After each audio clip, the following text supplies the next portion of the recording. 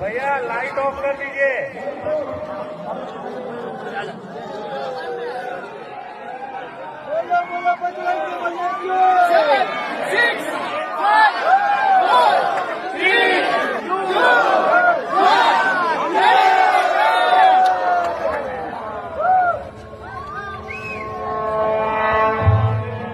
సర్వ మానవాళికి రక్షకుడు, మనకు కొండంత అండగా నిలిచేవాడు.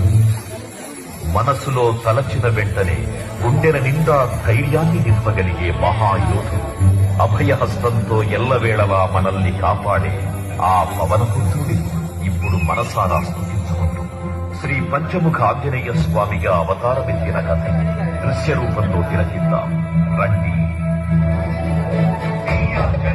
ప్రసన్నాంజనేయం